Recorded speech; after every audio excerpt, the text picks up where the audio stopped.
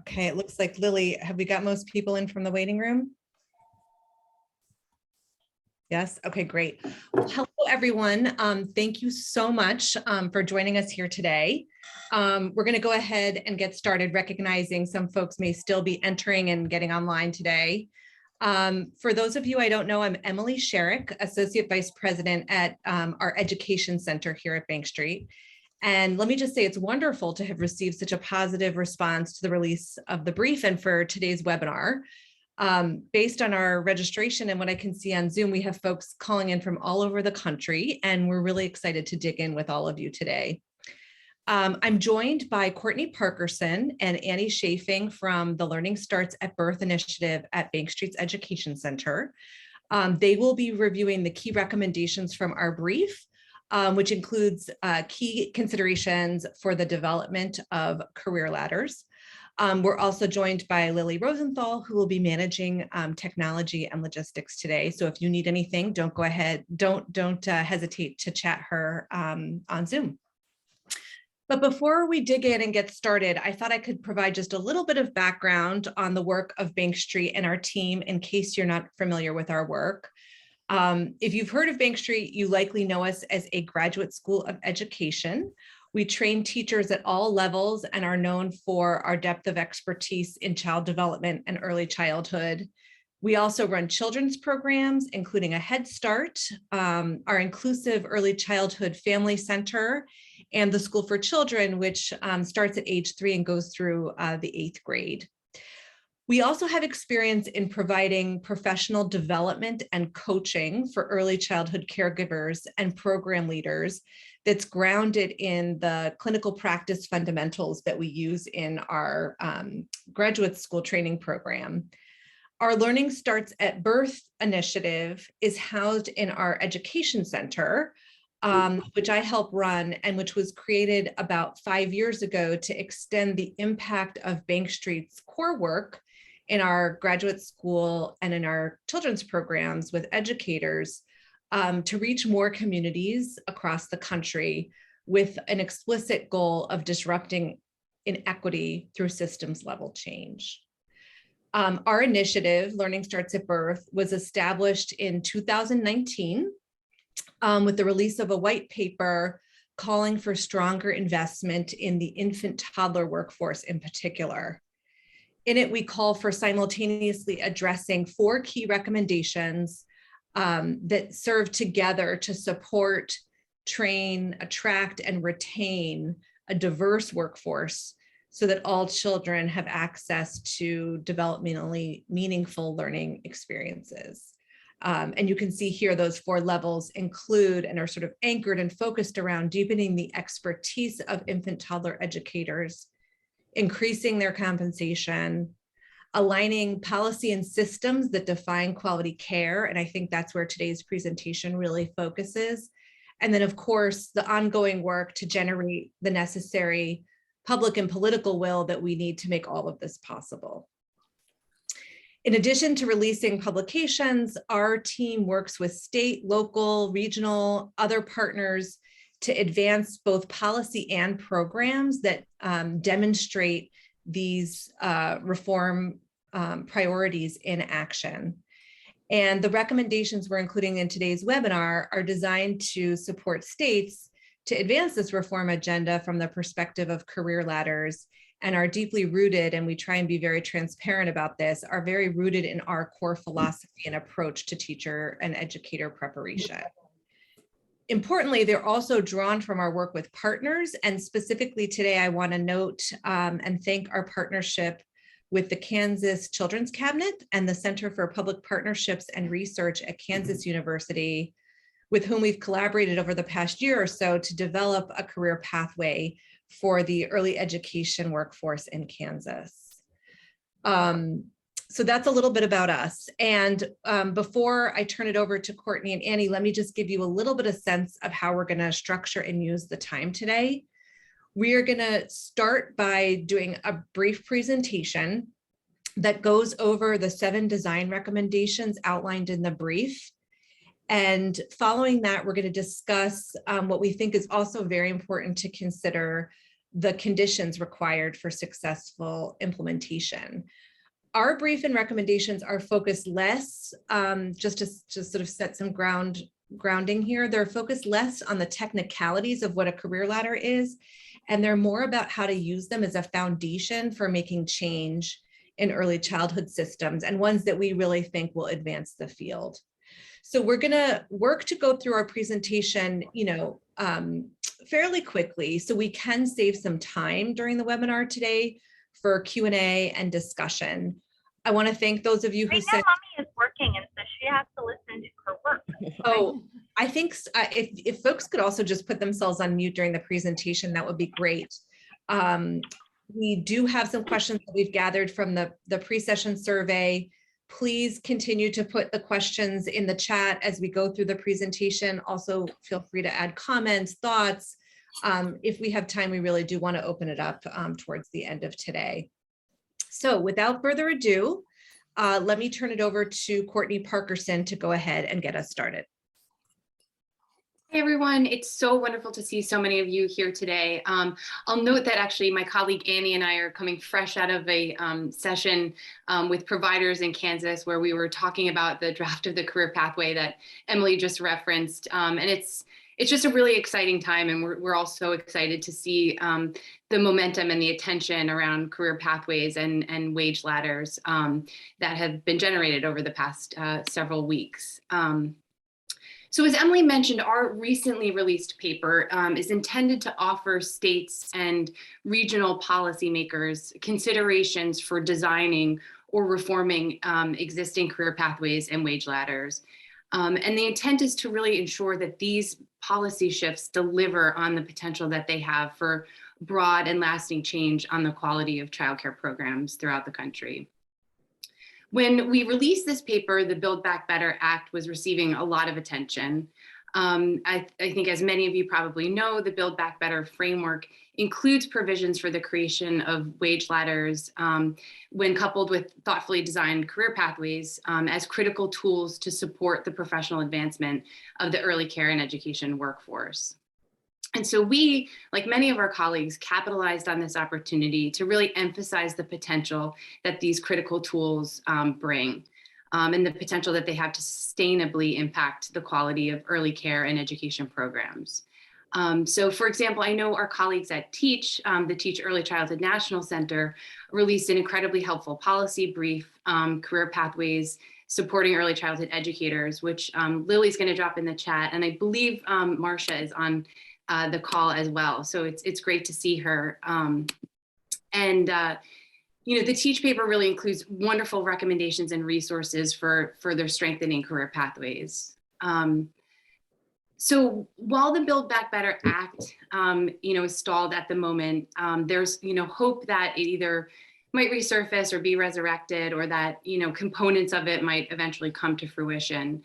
But either way, what we've seen in terms of the response to our paper and the response to, the attendance at this webinar today is that the momentum and the attention that the Act has generated toward building meaningful career pathways and wage ladders gives us a lot of hope about the direction for the field and the influence that these tools can have on them. And it's an opportunity, worth seizing.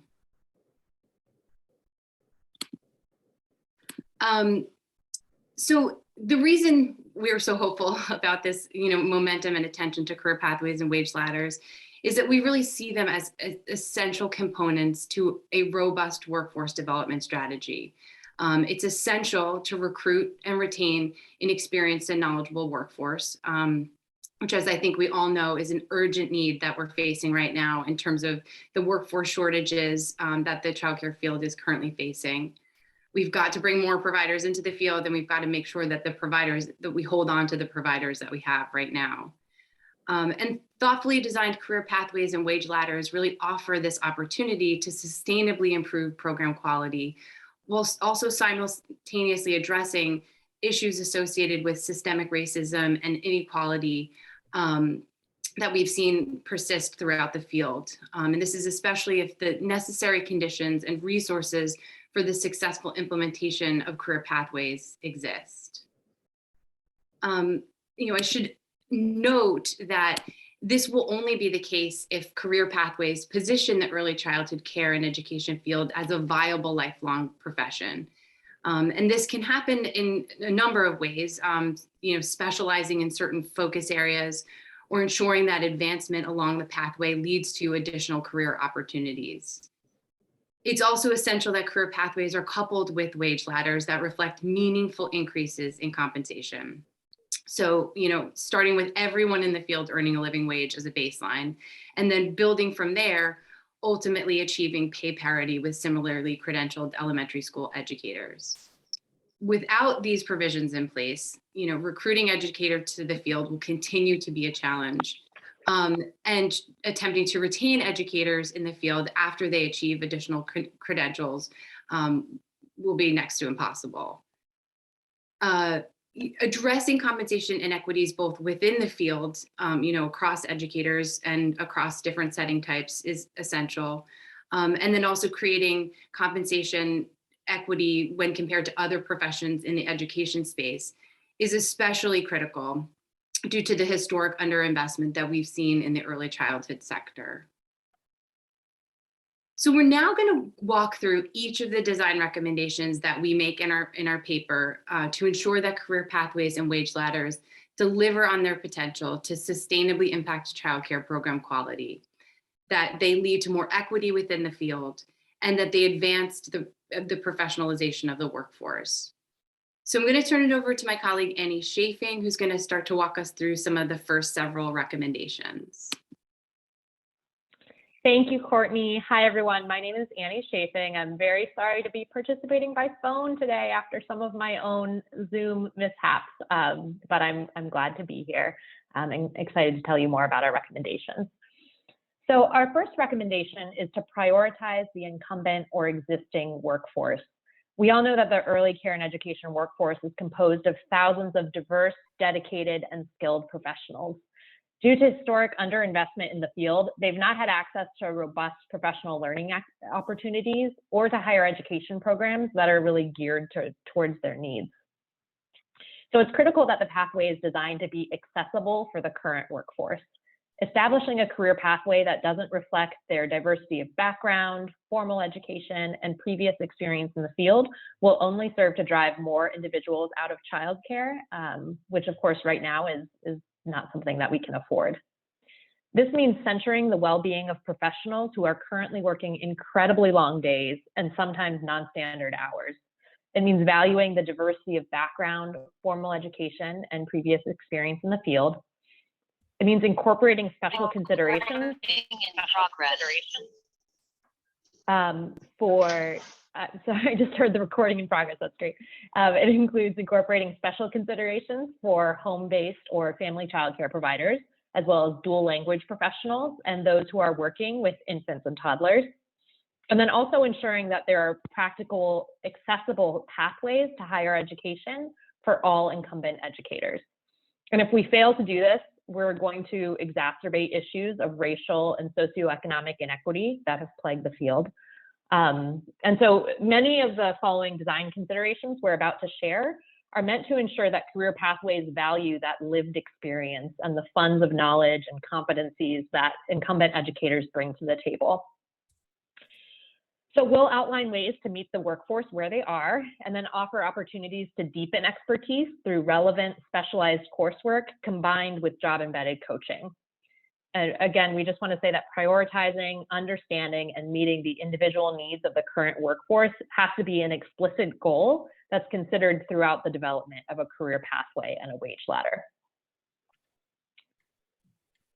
Our second connected recommendation is to recognize experience through mastery-based approaches. So mastery-based approaches enable both new and incumbent educators to achieve higher levels on the pathway by demonstrating what they know and are able to do in context. This approach promotes focused coursework, coaching, and professional learning that's geared towards specific areas of interest or need for cohorts of educators.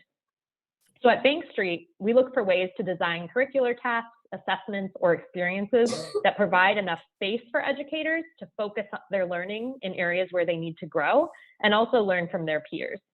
In some cases, this approach also extends so far as to award credit for relevant prior learning and also experience. Our third recommendation is to build from a set of locally adopted core competencies. So every level of the pathway should be tied to the demonstration of these competencies. They can really form the backbone of mastery-based approaches, credentials, and degree programs. This ensures that all professional learning experiences are aligned and that they strengthen the knowledge, skills, and dispositions of educators. These competencies provide a way for the creation of mastery-based professional learning programs to adapt to the needs of the individual educator without pulling out such discrete skills that they lack connection and context to the educator's work each day. Ensuring this alignment would require coordination across high schools, career and technical education programs, community colleges, four-year colleges and universities, and professional learning intermediaries. But this is what it will take to really lay the groundwork for necessary articulation agreements or the seamless transfer of credit from one educational institution to the other. So for example, you can think about the Child Development Associate credential being applied toward an associate degree, and then again, those 2-year to 4-year degree programs having a seamless connection. And one quick note of caution on these core competencies: while they do have the capacity to form a really critical foundation for a coherent progression of professional development, states have to ensure that both core competencies are both well understood and that they account for local and cultural context. And we acknowledge that this can be challenging across a large and diverse state or region, but when identifying core competencies, states should really give careful consideration to their application and how they assess them across a diverse array of settings and communities. All right, so recommendation 4 is to include multiple entry points or on-ramps. So you can see this sticks with our theme. It's very critical to retain incumbent educators who are currently working full-time jobs, as well as to recruit new educators into the field. So this could include career and technical education programs or registered apprenticeship programs that culminate in formal credentials, as well as programs such as the CDA or state-based credentials. Credential programs that enable educators to learn on the job while they're earning a salary offer an important on-ramp for many educators who wouldn't otherwise be able to pursue training or coursework. And importantly, many of these foundational credentials, like CDAs, translate into higher education course credits, which enables educators to continue to advance along the pathway when or if higher education coursework seems like a viable option for them. We also want to call out that this can address historic practices of inequity, which have created barriers for BIPOC educators to readily access higher education and training. Career pathways can build in specific tracks for ECE professionals that are enrolled in different types of programs in order to incentivize demand, participation, and completion. By creating multiple different options, pathways become inviting to different types of participants, and they further encourage entry into an advancement in the field. Thanks, Annie. So recommendation 5 relates to including opportunities for robust and sustained job-embedded coaching and mentoring throughout the pathway. So Annie previously mentioned how job-embedded coaching and mentoring are crucial facets to high-quality professional learning experiences. They're really central to the educator preparation programs that Bank Street offers. And it's also critical that we offer this kind of induction support to new educators to the field. It helps them to translate the coursework that they're learning in the classroom into their daily practice within their classrooms. And so states can ensure that career pathways drive resources to these types of professional learning opportunities. They can do this by requiring mentoring and job embedded coaching or supervised practicum across all levels of the pathway. Again, so that it's not just kind of listing out specific credential requirements, but going into some detail about what those requirements encompass, ensuring that they are truly impacting educator practice and not just kind of highlighting or listing credentials on a superficial level. So one example of this is, a CDA credential could be enhanced to include job embedded coaching and access to cohort groups or professional learning communities, small groups of educators that get together and talk about problems of practice, which greatly helps to reduce some of the isolation that educators can feel, specifically, providers working in home-based settings. States could also require that credential and degree programs meet minimum requirements related to practicum. So, you could say not only do you have to have an associate's degree in early childhood at this level, but you also have to have at least 15 weeks of a supervised practicum. Or if it's a bachelor's degree, maybe it's 30 weeks of a supervised practicum. Or if it's an educator has pursued maybe a related bachelor's or associate's degree in a related field, that practicum requirement could be met through some work experienced with job embedded coaching, to ensure that the pathway is open to educators of kind of multiple backgrounds. Pathways can also include mentoring requirements at the kind of foundational levels to make sure that all new to the field educators receive the kind of necessary induction support that they need. And again, this is all with the intent of trying to leverage the career pathway to really drive resources into what's going to really make the most meaningful difference in an educator's practice. Obviously, it's essential that the infrastructure required to implement these recommendations is in place, before you start to implement the pathway. So this might mean recruiting and training a pool of engaged coaches and mentors, identifying the funding not only to train them, but also to compensate them for the work that they're doing. So it's these types of systems or capacity building questions that are really essential to take into account when thinking through the implementation costs that are associated with a career pathway. Our sixth recommendation is ensuring that every level on the pathway is both meaningful and then also perceived as attainable for the field. So when thinking through how to define each level on the pathway, there's a delicate balancing act between creating levels that offer meaningful markers of mastery without creating leaps that are so large that moving from one level to the next might seem intimidating or unattainable, both to the field and to prospective educators trying to enter the field. So it's really important that we think about developing the right distance between levels that will keep educators moving forward. So, breaking credentials down into attainable steps that then also correspond with salary increases helps to address both recruitment and retention. Sometimes we've found that there are certain tipping points that folks in higher education or professional learning intermediary groups have discovered that inspire further momentum toward the attainment of higher education and advanced credentials.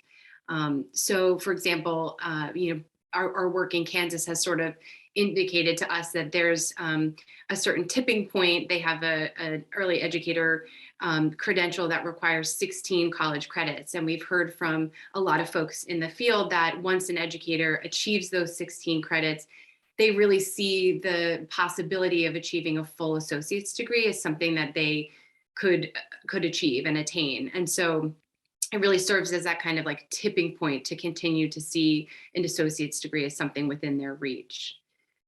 So, states or regions might think about defining levels on the pathway that correspond with these kinds of critical thresholds as a way to ensure movement along the pathway is both meaningful and also attainable.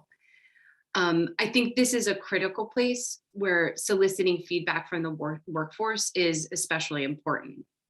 So trying to ask the field, what is the right balance between making too many levels on the pathway where it looks completely overwhelming and it's really difficult to follow, versus too few levels where the movement from one step to the other just seems like such a long and unattainable leap.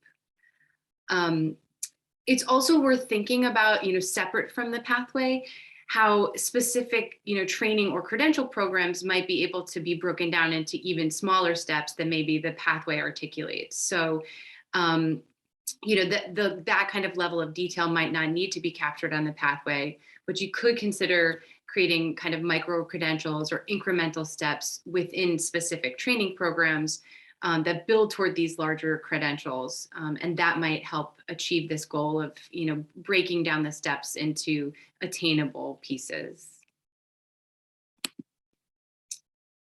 And finally, our seventh recommendation is about, building beyond a living wage floor to make meaningful progress toward pay parity when thinking through these associated wage ladders.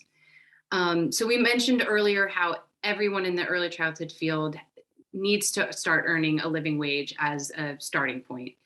The Build Back Better Act very encouragingly tried to set this wage floor by requiring states to establish sufficient subsidy rates to pay educators a living wage.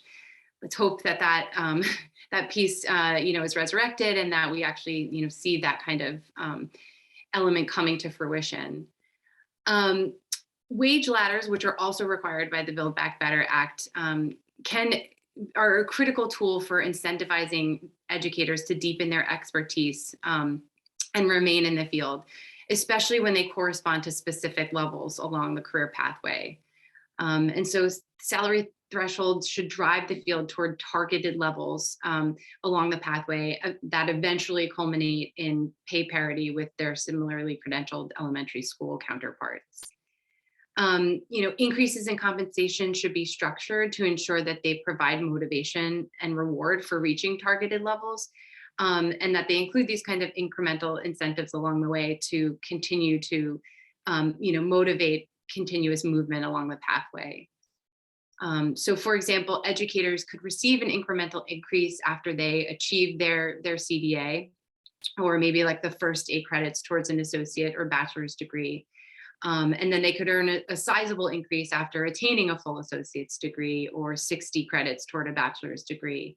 And then again, at the end of the pathway, there's this ultimate goal of achieving pay parity,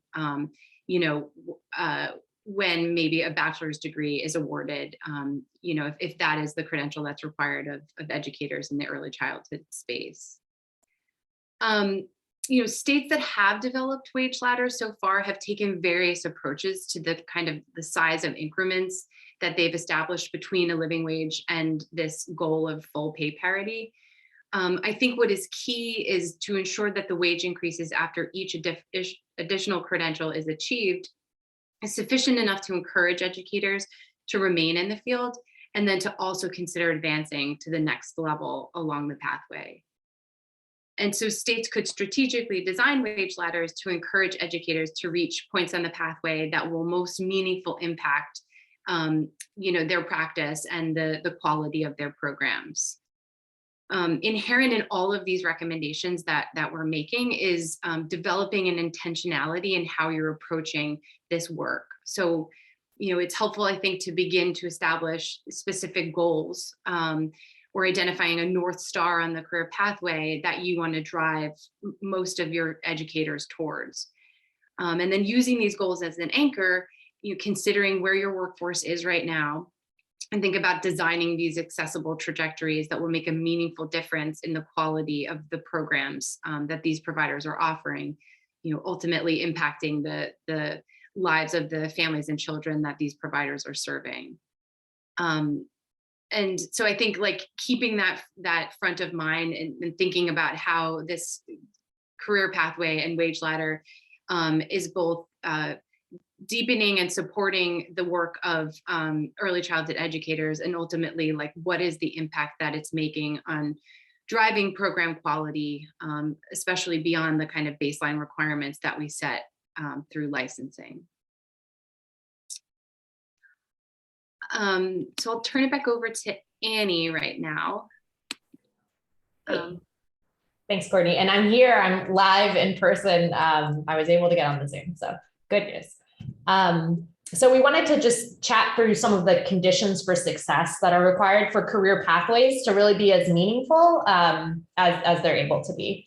So for them, for career pathways and wage ladders to sustainably improve childcare program quality, while also addressing historic issues of racism and inequity within the early childhood field, there are a few different conditions that are required for their implementation. So first, all avenues along the pathway, as we've been talking about, have to be accommodating and affordable to a diverse workforce that is in this mixed delivery system. And the various systems and policies that define childcare program quality and standards need to be revisited to ensure that they're reinforcing investments in workforce development and not establishing competing priorities or demands. And so I'll go into each of these conditions in a little bit more detail in the next slides. So we all know professional learning and higher education is time consuming and it's very expensive. Most early childhood educators don't have the money to pursue professional learning or higher education coursework if the cost isn't significantly offset through scholarships. I know many of us are still paying down our student loans, and that's not the position we wish to put our workforce in. Their employers also don't have money to pay for them to go back to school. Again, as I'm sure many of you are familiar, the margins in early childhood are very small. So there's really no room for employers to be able to help employees pay for professional development and education, which ultimately could actually benefit their program through increased reimbursement rates or other financing increases from the state. So it would benefit for them to pay for their folks' education, but they just don't have the money. So it's really essential that states and regions identify adequate funding for scholarships in order to ensure that advancement along the career pathway is possible for all educators. States should also create an accessible system of career and academic advising that goes with the pathway to help the workforce access financial aid and scholarships and make decisions about their career advancement. The current and prospective workforce needs support to navigate community-based training, college entry, financial assistance, academic support, and get to degree completion. I think one way to think about this is to think about the many supports that high schoolers might get as they're considering college. They have guidance counselors, they have folks helping them submit applications and helping them apply for financial aid. These supports would obviously need to be adapted for adults, but it's kind of a useful way to think about this. They shouldn't have to navigate this very complicated process alone. And I think CCR&Rs or other professional learning intermediaries where child care providers already go for support might be the right kind of place to house this type of role. This is important because we know the early childhood care and education field includes a lot of non-traditional students, so folks who aren't going to college straight out of high school. And it also includes a large percentage of immigrants who might not be familiar with the American college system. So again, these orientation systems, induction support, and ongoing coaching and mentoring can inform individuals about the pathway and make connections to move along in their career and academic success.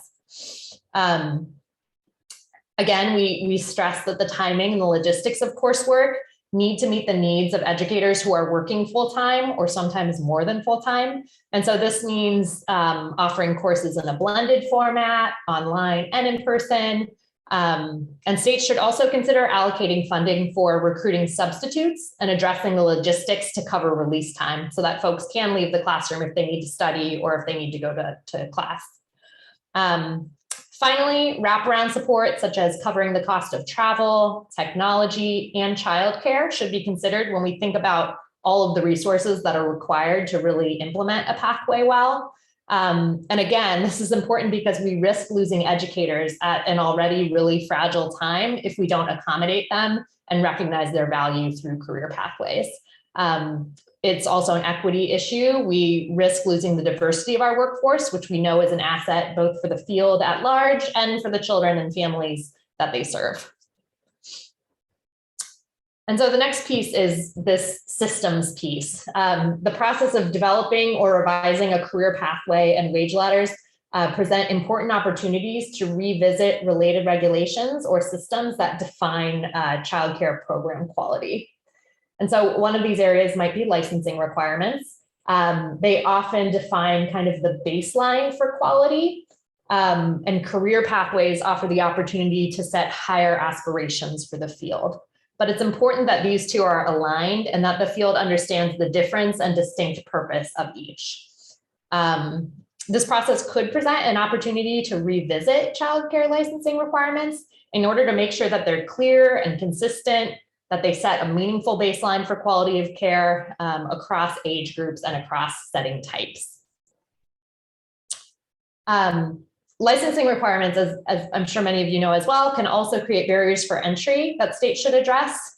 So oftentimes there's hefty application fees or a tricky application process to become licensed. So providing financial support, guidance and technical assistance, and creating more streamlined processes can mitigate barriers to entry and establish more accessible on-ramps into the field. And then the same is true for quality rating and improvement systems. So QRIS needs to be reformed to ensure that the resources allocated add value to the field by investing in continuous quality improvement and not just helping folks to attain a certain level on QRIS and then it's done. You know, it needs to be continuous quality improvement. It's also important to consider how QRIS can reinforce workforce development goals and offer equitable access to coaching and professional development opportunities that lead to growth along the pathway. So QRIS administrators should really be working closely with the folks who are supporting early care and education professionals along the career pathway. And the goal is to ensure that career development supports are aligned with and not limited by the coaching, mentoring, and other professional learning that's associated with QRIS or program quality improvement. And so this includes site level support and coaching and mentoring for the center director so that they know that understand how all of these things are aligned. And for an example of this, if your QRIS system is really narrowly based on class scores or ITERs or ECHRs or FICRs, and all your related QRIS support is really just focused on increasing those scores, it might create competing priorities for teacher development, and it could just be confusing to understand how it all fits together. So it's just important to try to align these things and make sure they're mutually supportive. If they're not, their impact on quality won't be as great, and the systems actually have the potential to kind of counteract or undercut each other. So it's just important that we keep kind of systems thinking in mind when we design our career pathways. Well, thank you, Annie and Courtney, for that review. Before moving to the question and discussion, I just want to wrap up our presentation by explicitly naming that we see the design and, importantly, as I spoke about earlier, the enactment or activation of programs associated with the career pathway as the place where we see the real opportunity for change. Investing in this kind of planning, we think, is one way to take advantage of the existing awareness and political will for change that exists right now, and any increased funding that may be on the way. When coupled with compensation reform, we see these kinds of investments in the workforce as really the biggest opportunity for change right now. We can expand access, which we know is a significant issue right now, but if we don't better support the workforce in this process, we think we're missing a real opportunity. So we say that to also say, as we do this work around pathways and career ladders and thinking about compensation, we need to deeply rethink the status quo for what those have traditionally looked like. Just documenting what is or focusing too narrowly on degree attainment without attention to some of these considerations we've talked about, we think, again, has the potential to exclude the current workforce. So we have to think deeply about how the pathway and the programs that connect to it meet educators where they're at, value that diverse experience, and importantly, drive investments in the parts of the pathway and the programs on the pathway that you think are going to have the most impact on quality. There's certainly a question around priorities and where you focus as you design these. So with that, we think it's important to not just think about what they look like on paper, but also how they're implemented. And as Annie talked about, the conditions and the supports, so they are not just hypothetical documents or maps that are beautiful and on a website, but really provide a meaningful roadmap to transform and significantly change the kind of support and compensation that the early education workforce receives. So if we can be so bold, we're asking folks that are committing to this work to really think about not just the technicalities, as I said earlier, but like the values that the pathway you design embodies, so that we can really use this as a way to change the narrative for our early care and education system. So with that, I'm going to change our format a little bit now to focus on questions and answers, and then obviously also open it up for discussion. And thanks to the folks that are active in the chat. I think it's just so helpful to have that opportunity to connect with colleagues through these kinds of presentations. So thank you for all that everyone is raising. I'm going to start with some of the questions we got in our pre-session survey, and certainly some that are coming in are similar. And then we can take some further questions for the audience. And please, if folks want to jump in, we also have some time for that later on this morning or this afternoon, depending where you're calling from. So with that, the first question we wanted to start with connects to questions of equity. So we know that implementing stringent workforce requirements has the potential impact of changing the makeup and limiting the diversity in our workforce. So how can we ensure career pathways and wage scales really promote equity? And how do you balance the need to like advance reforms, set new expectations for the workforce, but not leave the current workforce behind? So Courtney or Annie, could you take a stab at addressing that question?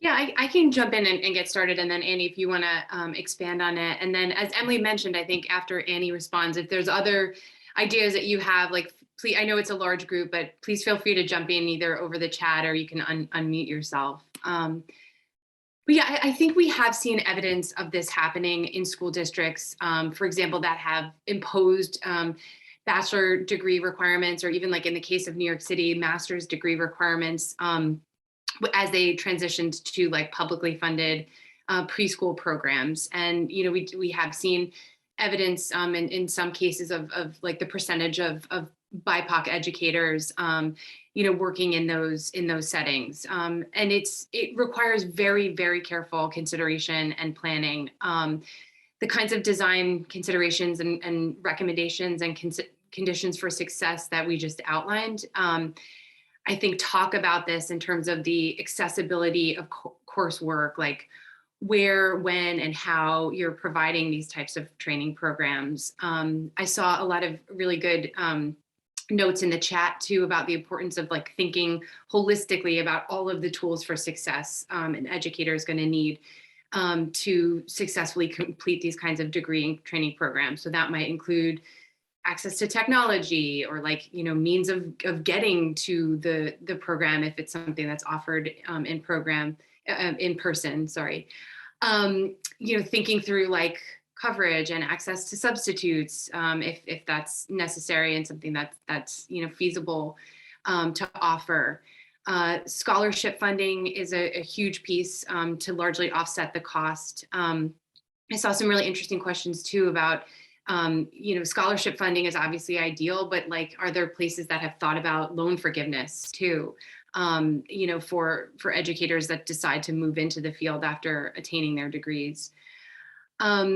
So is ensuring that credential and degree programs meet educators where they are, so that, as Annie outlined, that they value the experience and the diverse funds of knowledge that educators are bringing to this work. So, you know, mastery-based approaches can help here.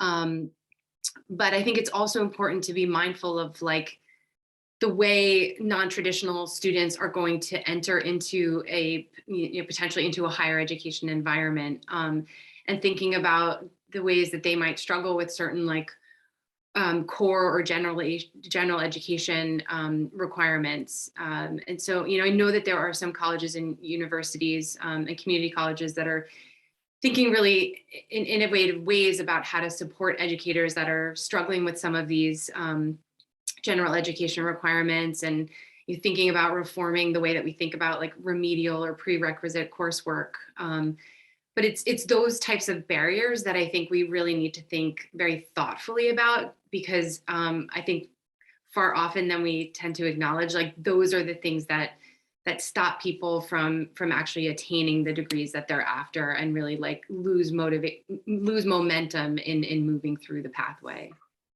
Annie, I don't know if you'd add anything to that. Yeah, I think what I would add would be from my experience in DC.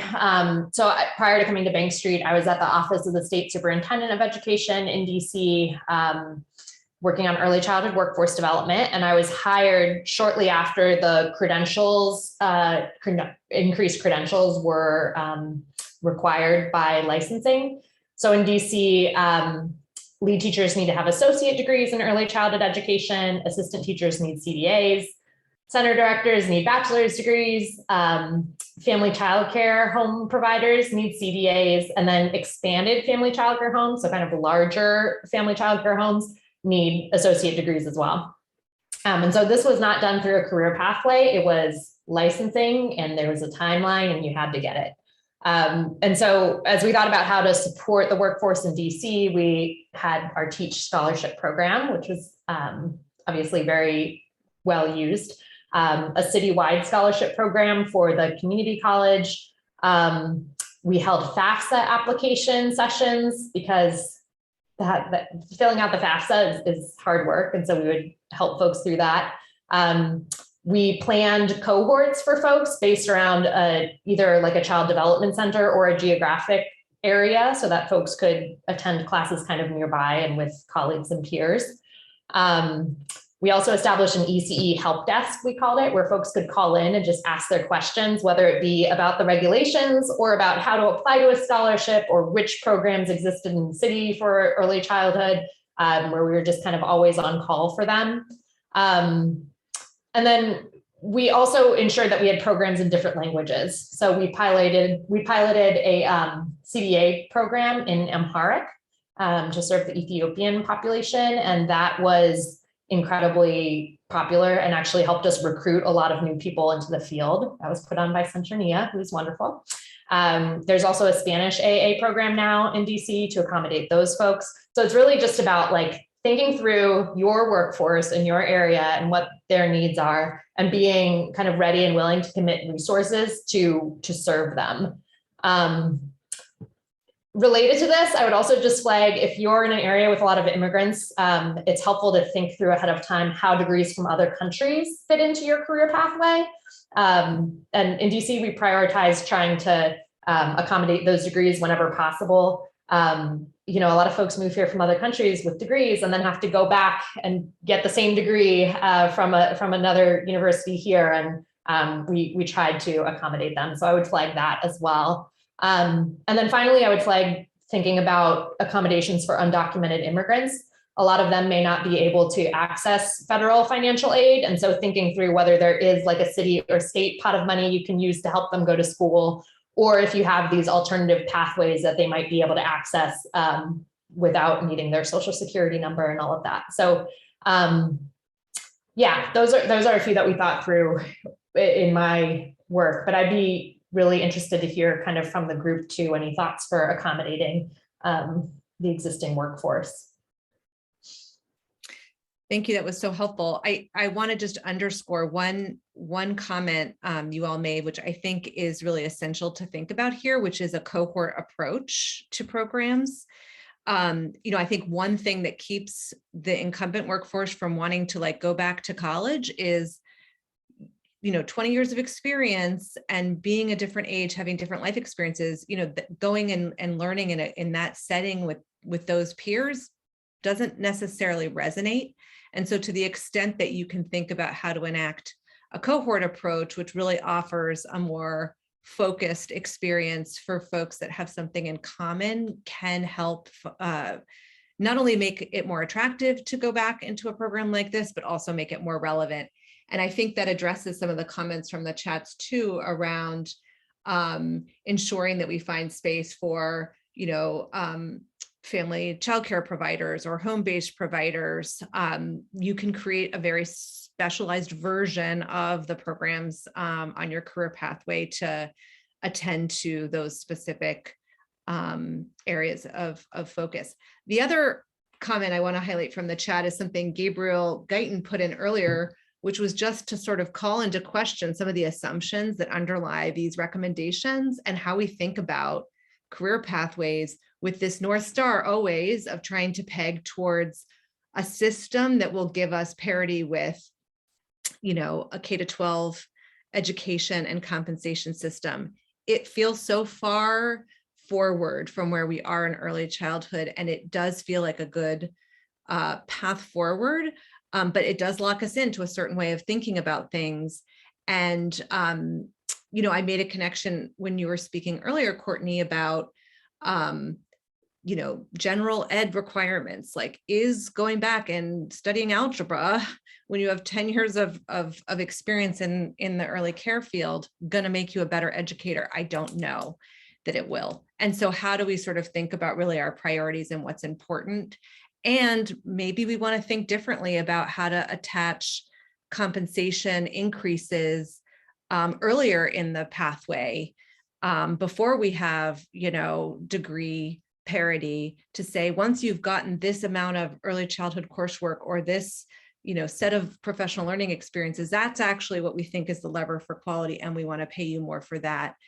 Whether you have, your core BA courses in general ed may not actually make the difference. So just thank you for that provocative comment, Gabriel. Just food for thought, again, as we think about how not to just reinforce the status quo. It's important to unpack some of those assumptions.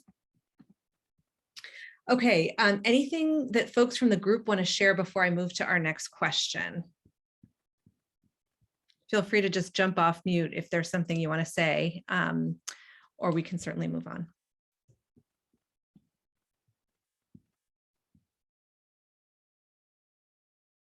I actually got a question direct message to me, Emily. Oh, great. Which is the number of home-based providers has been steadily declining in the last decade. And I suspect even more so with the pandemic. What are other states doing to support a workforce that is already shrinking? That's a great question. And that's a tough question. I think it's something that even as we're kind of doing some provider engagement, we've just heard time and time again from home providers in particular that they're working 70-hour weeks already, and like trying to go back to school, and even if they want to, is not really happening. And I think they're obviously such an important part of the workforce to preserve, because they do care for so many infants and toddlers, and we need to keep them. But it's challenging. I would open this up to anyone who has thoughts or knows of anything that states are doing to really retain those home providers. Yeah, I'll jump in to say, Annie, I think I also saw some questions too about, does the mentoring and coaching apply to home-based providers, who oftentimes are working alone, and so they don't have access to like a mentor like on site with them. And so I did want to emphasize that very much we are thinking about mentoring and coaching applying across multiple settings, and understand that that might mean having to leverage like staffed childcare networks, or, identifying folks that are going to be able to go into home-based settings and provide that kind of coaching and mentoring support. That is not something you're going to just be able to turn to an educator in the classroom next door to be able to facilitate that. I also wanted to emphasize, Annie mentioned, some of the feedback we've heard from some providers we're working with in Kansas, on the, explicit challenge that home-based providers often feel in trying to, attend coursework while they're running their own business and working really long days. And some have started to suggest, well, maybe we should really develop like a career pathway for center-based staff, and then we should have a separate one for home-based staff, and they could like kind of measure different things. And, I think while like thinking along those lines is often tempting, because you can kind of understand like how it could be like truly customized. I think one of the real concerns that we've faced in trying to think through that approach is there's so much dichotomy that currently exists across those two types of settings right now. And like creating a separate system for home-based staff and center-based staff will just like further reinforce, I think, some of these inequities and discrepancies and barriers that we have, like from someone moving across settings like throughout the course of their career. And so we'll just kind of like put that out as a note of caution. I think sometimes it's like tempting to kind of think that way, but we should really reflect on whether establishing two separate pathways is really like the direction that we'd want the field to head in, and whether there are like unintended consequences in doing so. Mhm.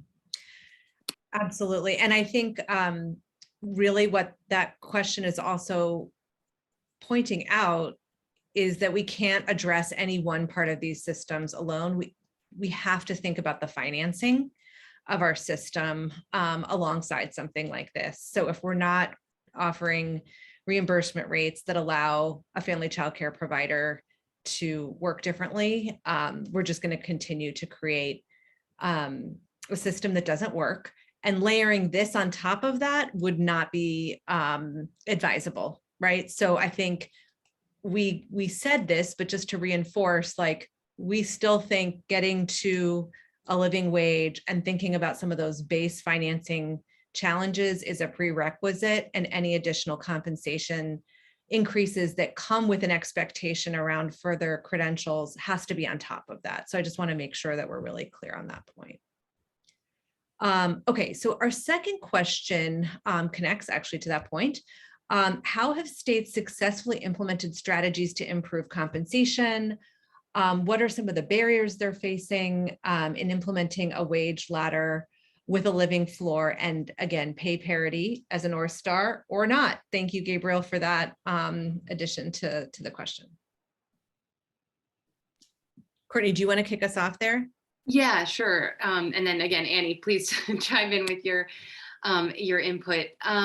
Yeah, so big challenge, big question. I think the first challenge in thinking through this compensation question is obviously like raising the revenue to make this possible. We know that the funding to pay educators more does not exist, among programs themselves right now, and it's not something that families can shoulder the cost of right now. So, again, turning back to the Build Back Better Act, there were provisions in that could potentially try to, move us in the right direction here if that is ever to be resurrected again. So that included like increasing subsidy rates to cover the true cost of quality care, which would cover increases to a living wage. But if in addition to kind of expecting some additional funding to come through at the federal level, there are examples of states and cities throughout the country that are starting to lead the way on generating revenue for early care and education, including specific provisions for increasing compensation. So some are levying taxes on specific goods like soda or tobacco. So in some cases on income, above a certain level. In some places it's real estate taxes, or on, corporations and businesses above a certain size. There's other regions of the country that have created like special district governments or special taxing districts to try to, create specific taxes to raise revenue for early care and education. So then I think after you've figured out how to like raise the money and find the dollars to actually make this happen, there's the second question of, how do you ensure that the money that you are putting into the system actually goes to funding compensation and not the many other desperately needed things that exist in the early childhood field because it's so underfunded at the moment. So we actually released a paper on this topic in the fall of 2020, which I think Lily can drop in the chat, that outlines some of these mechanisms that could be applied to ensure that the additional funding that goes into the system like goes into the pockets of educators. So this could include implementing contracted funding models, so that there is stable and adequate funding it's going into childcare programs, with the condition that certain salary requirements or a certain salary scale or wage ladder is met. There are some places, I think we've seen a lot of this actually with ARPA funding, that states have developed wage pass-throughs so that like funding is going directly into the pockets of educators and it's not actually allocated through, a center or a program that they work for. This would obviously also, be a mechanism that would reach home-based providers as well. So, some cases those wage pass-throughs are implemented through their workforce registries, a lot of which have mechanisms that could just, educator could like register and then receive a check directly from the state. You could also leverage the subsidy system, if it's adequately funded to cover the true cost of care. And ideally, if it's coupled with other kinds of reforms that stabilize funding, like funding for enrollment instead of attendance. And, having those increased subsidies, again, be a condition for meeting certain salary expectations for staff or for, providers.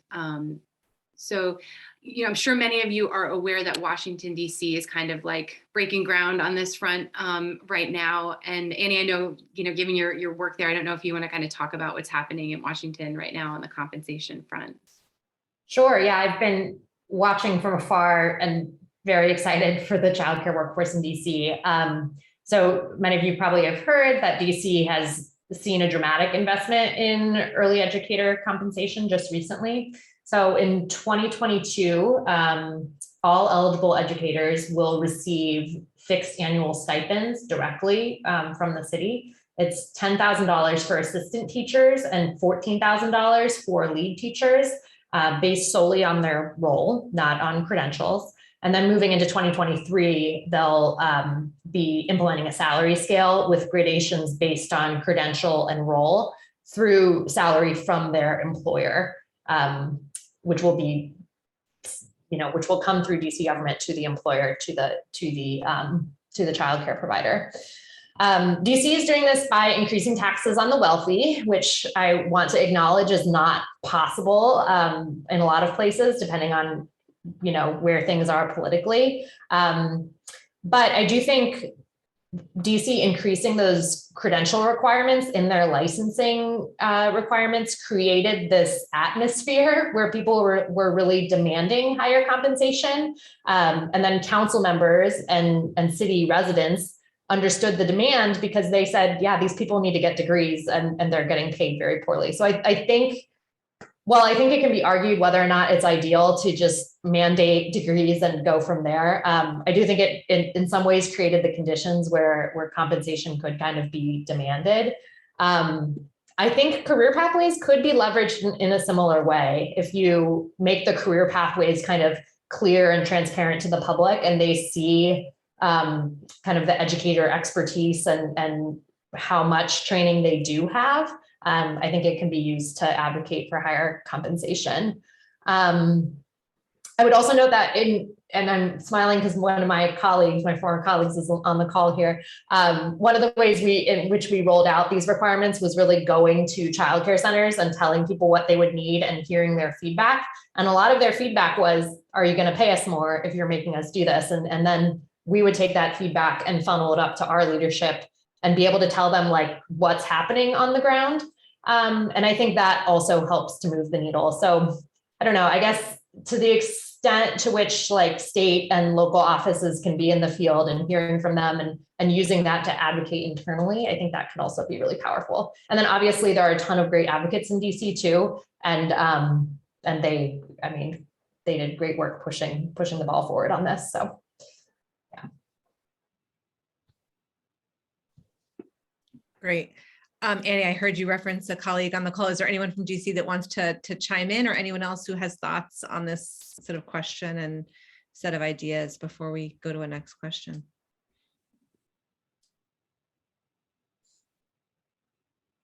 I don't necessarily have anything to add, but if you have any specific questions for me, I used to be the early childhood workforce manager for DC, so I with Annie did much of that groundwork, and we, in the 1 year later report, I don't know if you remember that, Annie, but a year after we put the regulations out there, like where were we and what were lessons learned? And part of it was kind of, had we had this over to do again, because others were asking us, like Delaware and other jurisdictions, kind of what would we have done differently? So that is definitely something to maybe read or kind of dissect, is like, after we had done it, what were kind of things that we realized we were mistaken in and stuff like that. So, but yeah, if anyone has any specific question for me, I don't mind answering.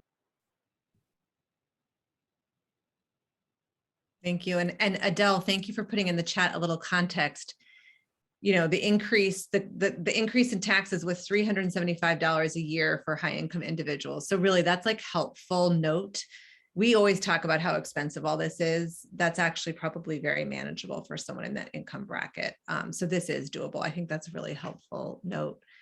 And then Gretchen Ames, I see you note that San Francisco is working on something similar. Do you want to share a little bit more about that work before we move on? I had a conversation with Graham Dobson last week about this and their approach. I was happy to hear a little bit more about DC's approach, because they are looking at the way they're calculating rates. The funding, I think, is going to go directly to programs, but as a pass through to teachers to increase wages. And I think they are looking at a $28 an hour minimum for the workforce, based on that the index that you showed, the MIT work earlier. So I don't think I have a lot new to bring to the table. I'm not super enmeshed in the details, but I just know that DC and SF are both working on that right now, and that's sort of really exciting. Yeah, and commercial real estate tax, that's another way to fund this, right? There's a lot of different options. Yeah, and we passed that several years ago, but it was hung up in legislation, in litigation, and the funds were just released in this past year. So the funding is just about to start flowing this summer, I think. Congratulations. Yeah, it was a lot of work, and then it was a lot of beating our head on the wall for several years while we were waiting to see if the money would get released. So yes, we were excited to actually start seeing that income, because here in such a high cost city, it is ridiculous, the hemorrhaging of the workforce that is experiencing. So even despite having tremendously embedded pipeline programs, we're still losing a lot of workforce. So yeah, great, thank you. Thanks. Okay, so a next question I think came up a bunch in the chat as well, which is thinking about a mixed delivery system and how you incentivize participation in a pathway across all kinds of providers. So I know we've addressed this throughout the presentation, but Courtney or Annie, is there anything else that you would want to sort of add or double down on from what we've shared already? Yeah, I think we've talked about like the need to make things accessible and accommodating to folks working in different settings and working, potentially different hours or having different backgrounds. We haven't talked as much about the kinds of like the mechanisms to, for example, like distribute funding that's identified to increase compensation across the mixed delivery system. And I think it's worth spending a couple of minutes on that, because it's complex, and I think it's a way that you could like easily disenfranchise home-based providers if it's not thoughtfully done. Again, ensuring that there aren't like barriers to entry for home-based providers, who obviously are small business owners as well as educators and wearing many different hats. So like if your state is thinking of going with a contracted funding model, and you've got additional funding to allocate to providers, as long as they go through this kind of like contracting process, it's worth really carefully considering, like, is this going to be a super involved like RFP process or a super involved contracting process that's going to be really time consuming and prohibit anybody that's not like a large business or has like a operations director to actually go through? How accessible are you making that process for folks coming from like different backgrounds? Or are you, thinking of going through the subsidy system? And in which case, like, are you ensuring that there are home-based providers that are, eligible to receive subsidies and therefore receive the additional funding that could, increase their income? There's obviously also like thinking through, implementing these kinds of reforms through licensing systems. That's one way of going through it. But again, it's ensuring that you're not like creating additional barriers to entry, and actually, keeping educators out of the workforce when they're so greatly needed right now to make up for shortages. Again, I think it's just being like very thoughtful of thinking through like how these kinds of mechanisms like are truly set up to work across a diverse array of settings and programs. Annie, would you add anything to that? Yeah, I think what comes to mind for me is, again, based on these provider engagement sessions we've been doing, we've heard kind of the need from providers to really advertise to parents what a career pathway means, and help them understand the different levels and their significance, so that they can use kind of staff credentials and those levels on the pathway to kind of advertise and also just to share with parents kind of where their expertise is at. So I think that's an interesting way to use career pathways. Also, I think if you design a career pathway well and steps along it are considered meaningful, providers can feel some pride about kind of how far they've come along the pathway and what they've achieved. And then I also think that intrinsic motivation is really strong. And if they see kind of a pathway forward, they can understand more clearly, how they can take steps towards growing professionally. And I think just that is important for our workforce. And then I know we've said this a lot, but do not underestimate the logistics of the programs that are on your pathway. So making sure that time and location is convenient for folks, which actually Mandy was chatting me and she put it in the chat too about a program that Trinity Washington University has in DC where the AA program is actually in a neighborhood that's close to people, which is huge. Like being able to travel quickly to a degree program after work really makes a difference and people feeling like it's doable. And then also customizing cohorts, we've talked about, so that people are learning with peers and maybe making specific focus areas to attract people, whether that's special education or infant toddler mental health, focusing professional learning in areas where folks really do want to learn more, and that can attract people to move along the pathway as well. Again, just making that professional learning meaningful for people. Oh, thanks, Michael. Yep, that's the program I was referring to, the ARC. Yep. Great. So I'm going to build from that and sort of put two questions in one, which might be dangerous. So we have ARPA funding already, and in many places it's not used yet or fully used. So just want to sort of name that as an opportunity, but then also sort of name, I think what we talked about earlier in the first question is moving too fast and asking for too much right away can have a lot of unintended consequences on the field. So as we think about those two things together, how could you leverage ARPA dollars to launch some transitional strategies and programs to get started with activating the career pathway and wage ladder to transition from the status quo, but to do it in a way that is supportive and not disruptive, or creates too many unintended consequences in the field?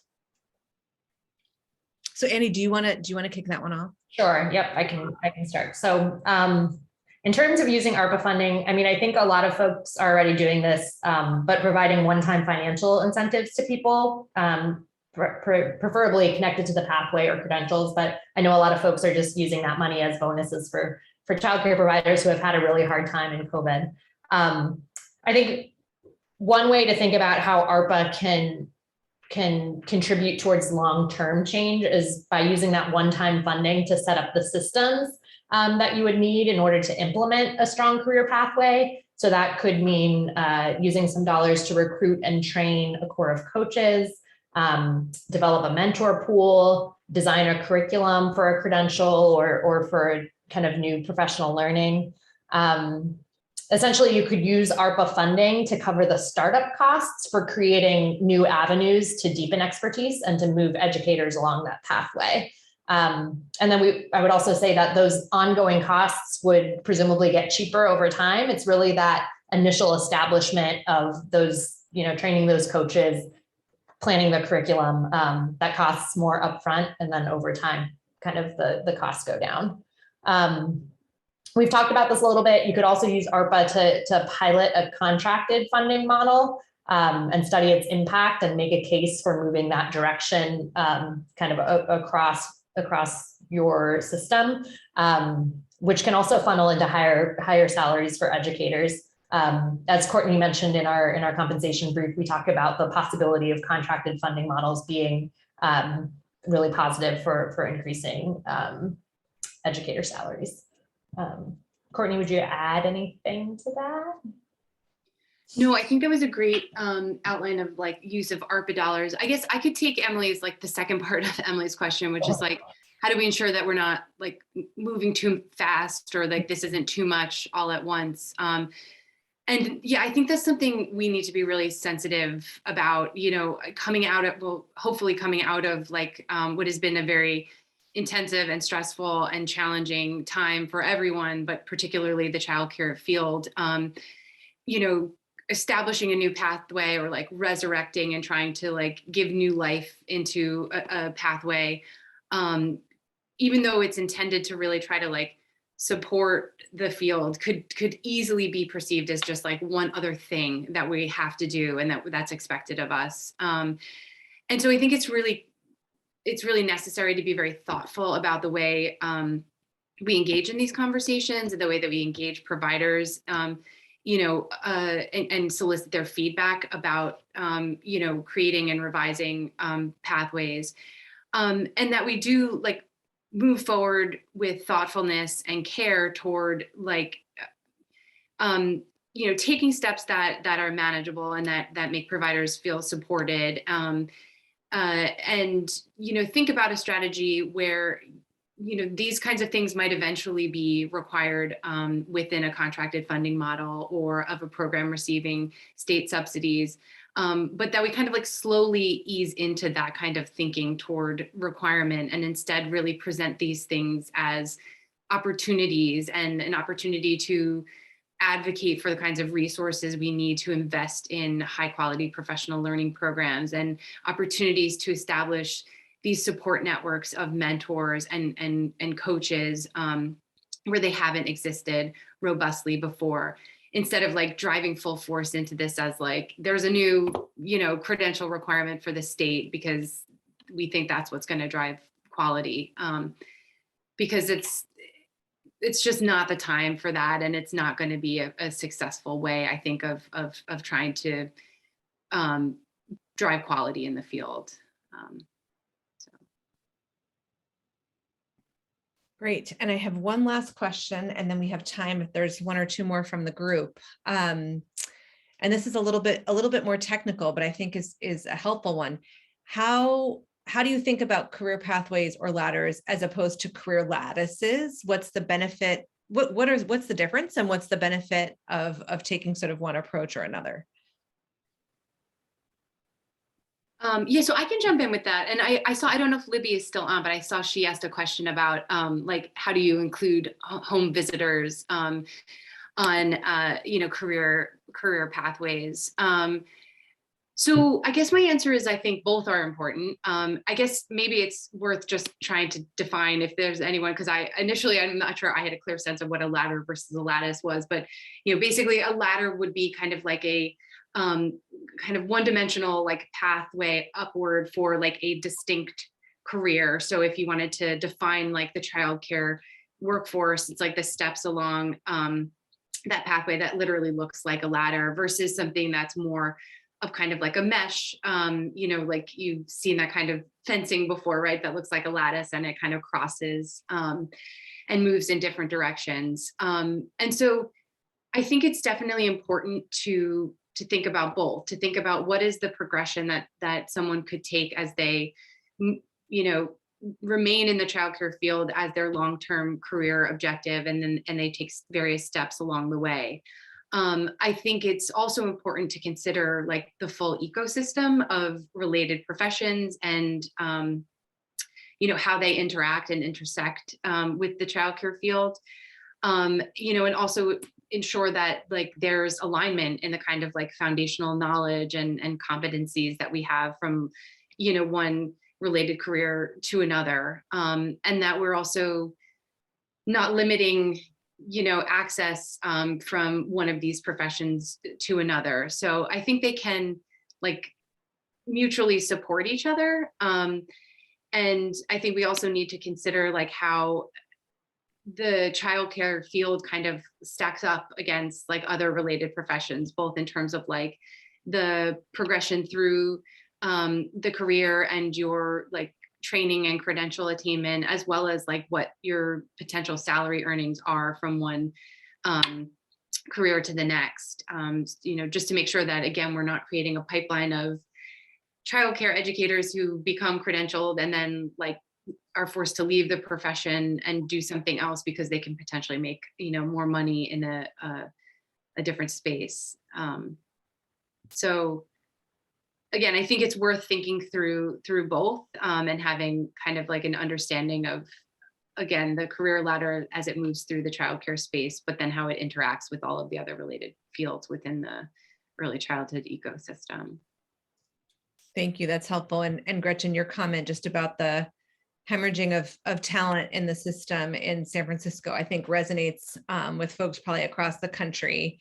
And as you talked about transitional strategies too, right? Like we've seen, you know, constant exodus of folks from early care and education to pre-K to kindergarten to now other fields where you can just, you know, earn more money for an easier job. So I think the pressure in our economy right now does require us to really think about putting ourselves in the position of that provider. What other opportunities are out there, and how can we be competitive to attract and retain our workforce?